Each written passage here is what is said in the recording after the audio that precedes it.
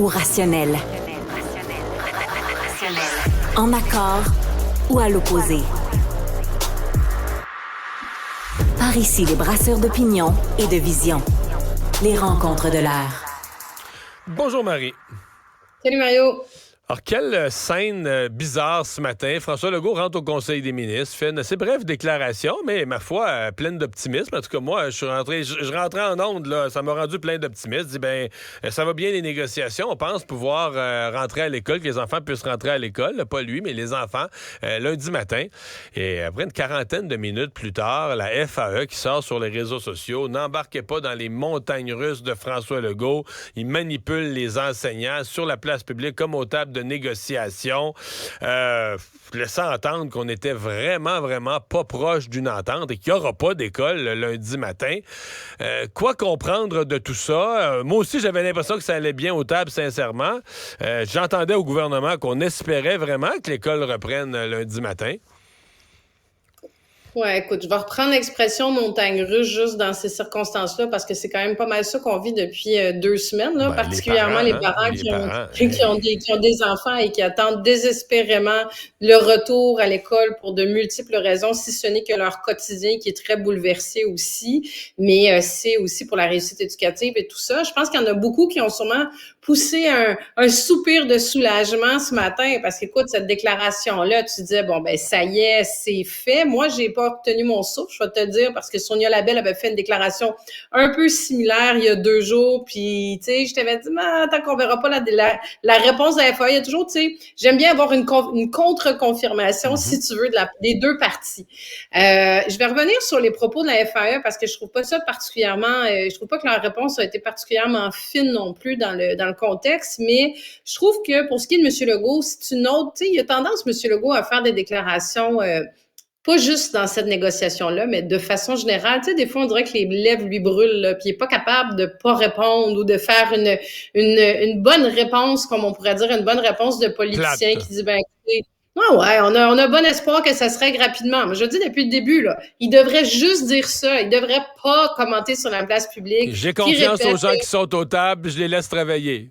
Puis je m'en mêle pas. Exactement. Puis on fait tous le souhait que ça se règle le plus rapidement possible, surtout pour la réussite éducative de nos élèves à l'école. Écoute, tu sais, je veux dire, il peut y avoir 3 formules comme ça qu'il peut reprendre en boucle. Là, écoute, moi, je pense que ça a plusieurs incidences, cette déclaration-là. Bon, c'est venu monter les attentes beaucoup. Ça augmente la pression sur ses propres négociateurs parce qu'il va avoir l'air fou en tabarouette, Mario, si les élèves du Québec ne reviennent pas à l'école lundi prochain, parce que t'es premier ministre du Québec, là, à moins d'une puis là, je dis quasi, là, à moins d'une certitude, tu ne devrais pas faire ce genre de déclaration-là, parce que c'est des dizaines de milliers de parents qui sont pris depuis plusieurs semaines déjà à essayer de s'organiser, là, sont plus rendus au plan B, là, sont rendus au plan G, E, F, Z, là. Donc, tu as une responsabilité aussi de gérer ce genre de commentaires-là.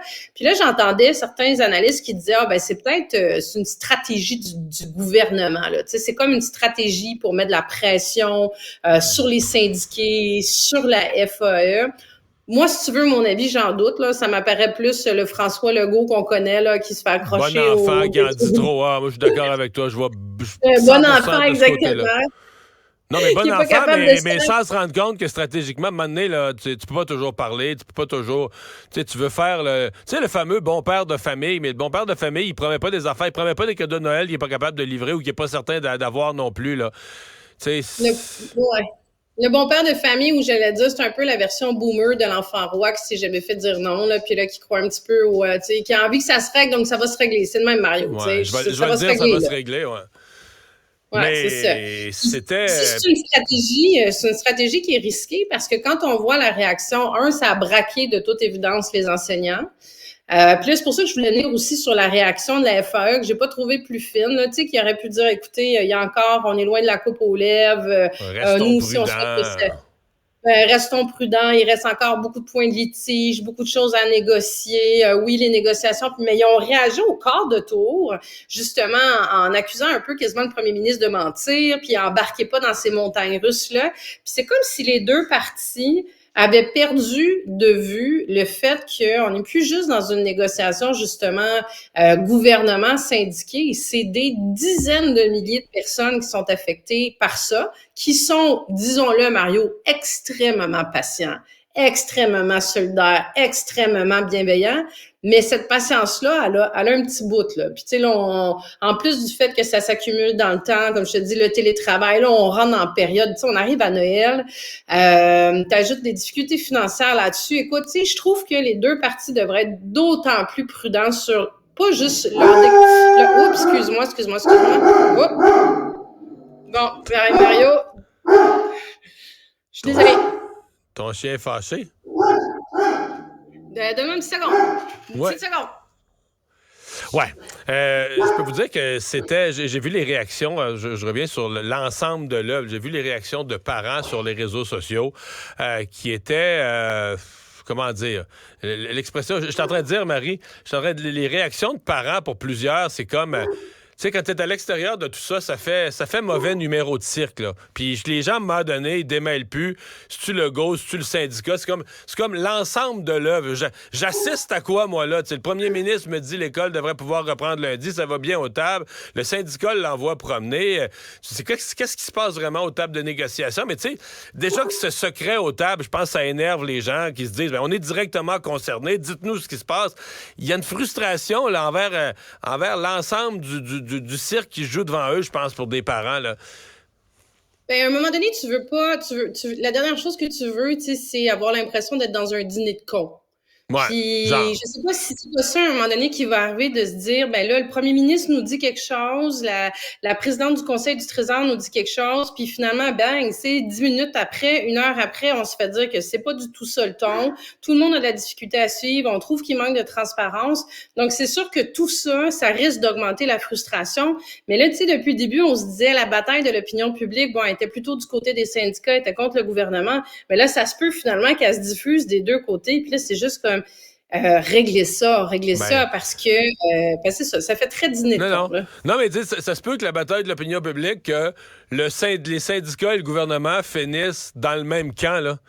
Tu comprends? C'est-à-dire que c'est quoi ça, là? Qu'est-ce qui nous arrive? Y a-tu quelqu'un qui pense à nous? Parce qu'à un moment donné, je pense que le citoyen ordinaire se sent oublié, là, sans qu'eux autres, ils négocient. Le gouvernement a une stratégie, le syndicat a ses objectifs.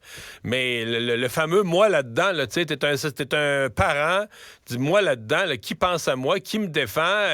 C'est-tu sérieux, le travail aux tables de négociation? Est-ce que les gens travaillent sérieusement en sachant la conséquence, tu sais, dans la rue, pour la société de ce qui se passe? Puis des fois, tu sais, on en a parlé beaucoup, puis là, beaucoup de gens se mettent à soulever tout l'enjeu de ce rattrapage-là, comment il va se faire.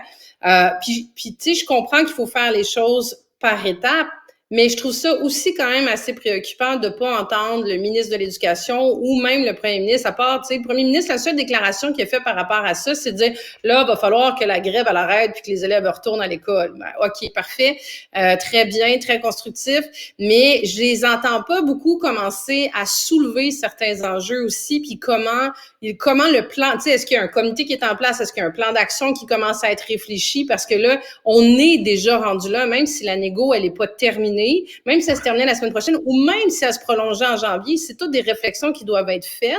Moi, comme parent, en tout cas, je serais rassurée, puis je pense qu'il y a plein de parents qui veulent être rassurés que cette situation-là, le gouvernement aussi en est conscient, là. Hey, merci Marie. On en parle demain. Excuse-moi pour le pitou, Mario. On l'adore. Salut, à demain. Je te rapporte. À demain.